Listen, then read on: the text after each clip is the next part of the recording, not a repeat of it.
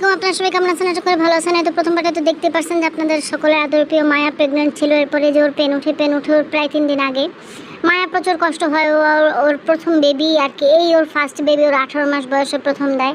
এই যে ওর মূলত লেবার পেনটা উঠে, লেবার পেন ওঠার পর ওর প্রচুর কষ্ট হয়, প্রায় 2-2.5 ঘন্টা পার হওয়ার পর ওর প্রথম বেবিটা হয়। আনফর্চুনেটলি ওই বেবিটা মারা যায় পরে সেকেন্ড বেবি হয়। সেকেন্ড বেবি হওয়ার পর আবার থার্ড বেবিটা মারা যায় এবং ফোর্থ বেবিটা ওর বেঁচে থাকে। যাই হোক, ওর টোটালি 2টা বেবি বেঁচে থাকে এবং বাকি যে 2টা বেবি মারা গেছে 2টা বেবি আমি ওর থেকে সরাই ফেলি। ও যেহেতু প্রথম মা হয়েছে, ওরকমভাবে কিছুই বুঝতো না যে আমার বড় ছেলে ওকে খাওয়াই দিতেছে, এবং দুর্ভাগ্যক্রমে ওর এই দিক থেকেও প্রথম বাচ্চাটা মারা যায় পরের দিনই এবং দ্বিতীয় বাচ্চাটা মারা যায় তার পরের দিন।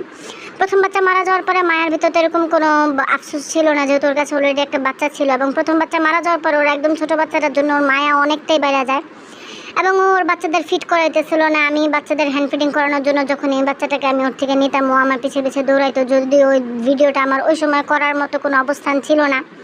এই ভিডিওটা করছিলাম যে আপনাদের সবাইকে সারপ্রাইজ দেবো যে অবশেষে যাই হোক অন্ততপক্ষে মায়ের একটা বাচ্চা বেঁচে আছে, কিন্তু আল্লাহ মালিক, আল্লাহর ইচ্ছা ছিল না বা বাচ্চাগুলোর হায়াত ছিল না, বাচ্চাগুলো বেঁচে নেই।